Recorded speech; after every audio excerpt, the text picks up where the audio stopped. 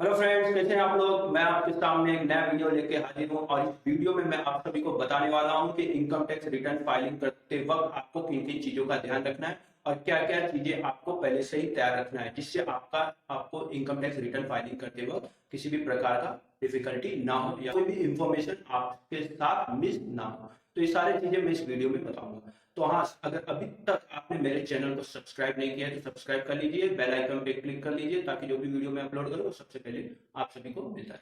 तो चलो वीडियो में मैं आपको सारा चीज बताता हूँ कि क्या क्या चीजें आपको तैयार करनी। हेलो फ्रेंड्स, अगर आप इंडिविजुअल एनएचयूएफ पर्सन है तो आपको जनरल इंफॉर्मेशन में आपके पास पैन कार्ड और आधार कार्ड का डिटेल आपके पास होना चाहिए। वहीं आप सैलरीड पर्सन है, आपका इनकम सैलरी से आता है तो फॉर्म 16 आपके पास होना कंपलसरी है। फॉर्म 16 में basic salary, dearness allowance, conveyance, leave and travels, ये सारी डिटेल्स आपको फॉर्म 16 में मिल जाता है। तो फॉर्म 16 आपको आपके एम्प्लॉयर से मिलेगा, तो आप अपने एम्प्लॉयर से फॉर्म 16 ले लीजिए ताकि आपको जब रिटर्न आप भरे तो फॉर्म 16 के अनुसार आप अपना रिटर्न भरे, उसमें आपका रिटर्न परफेक्ट जाएगा और रिटर्न में कोई डिफेक्ट नहीं होगा। उसके साथ साथ में अगर आपका कोई इनकम फ्रॉम हाउस प्रॉपर्टी से भी इनकम है तो उस वक्त आपको आपका रेंट रिसिप्ट आपके पास होना चाहिए। अगर आपका हाउस प्रॉपर्टी लोन पे है तो हाउसिंग लोन का अकाउंट स्टेटमेंट होना चाहिए। साथ साथ में pan and Aadhaar card number आपका टेनेंट का आपके पास होना चाहिए। उसके साथ में अगर आपका कोई बिजनेस इनकम है या प्रोफेशन इनकम है तो आपको आपके पास bank statement, fix asset registered, balance sheet, profit and loss account, ये आपके तैयार होना आपके पास जरूरी है। इसके साथ साथ में अगर आप प्रेजेंटिव इनकम दिखाते हैं अंडर सेक्शन 44 एडी या 44 एडी ए में तो आपको ग्रॉस टर्नओवर, ग्रॉस रिसिप्ट ये कैलकुलेट करके रखना है और बैंक स्टेटमेंट, इसके अनुसार आप अपना रिटर्न परफेक्टली भर सकते हैं।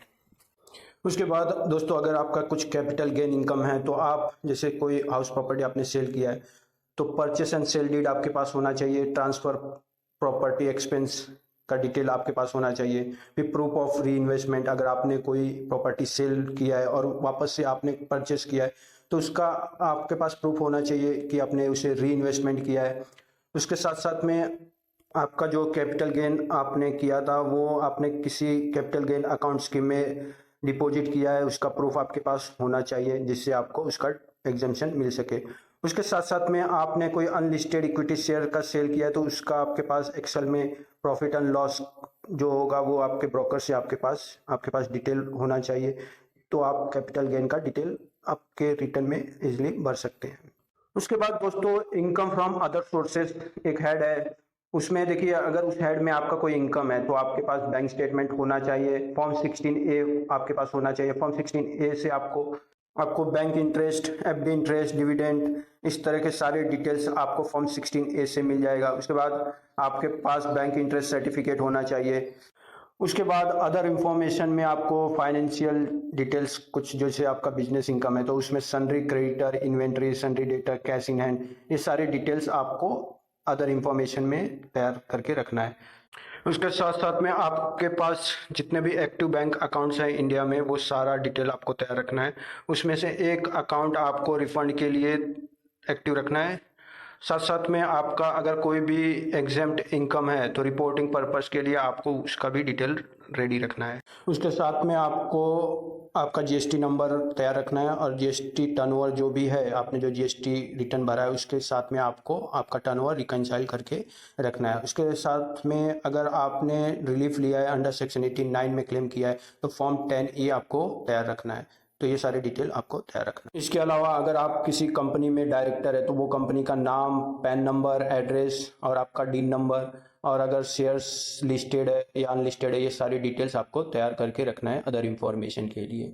इसके साथ में अगर आपके पास कोई अनलिस्टेड इक्विटी शेयर है किसी कंपनी का तो वो कंपनी का नाम, पैन नंबर और अनलिस्टेड इक्विटी शेयर का opening balance, during the year आपने कितना परचेस किया, कितना सेल किया और कितना प्रॉफिट हुआ, ये सारे डिटेल्स आपको तैयार करके रखना है अदर इंफॉर्मेशन डिटेल्स के लिए। इसके अलावा दोस्तों अगर आपके पास कोई फॉरेन असेट है तो आपको share, bank account detail, capital asset, signing authority, trustee, beneficiary interest या any other information regarding foreign asset, वो सारा डिटेल आपको तैयार करके रखना है।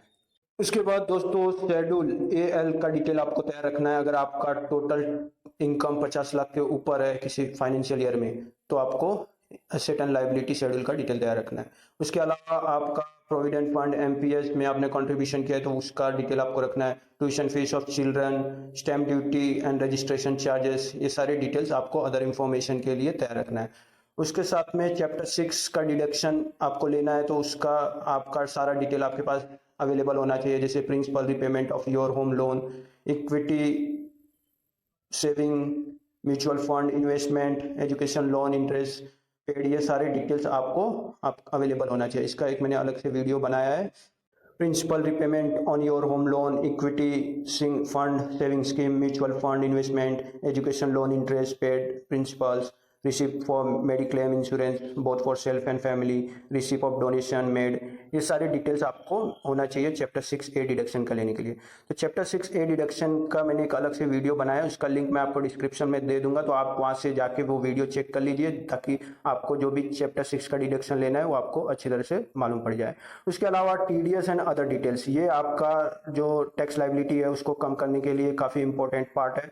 इसके लिए आपको form 16A, form 26AS and annual information statement आपके पास अवेलेबल होना चाहिए। ये आपको इनकम टैक्स की फाइलिंग, तो आई होप आपको ये इंफॉर्मेशन अच्छा लगा होगा। आपको आईटीआर फाइलिंग करने के लिए ये सारे इंफॉर्मेशन काफ़ी काम आएंगे। और मेरे चैनल को सब्सक्राइब कर लीजिए, बेल आइकन पे क्लिक कर लीजिए ताकि जो भी वीडियो मैं अपलोड करूँ वो आपको मिलता रहे।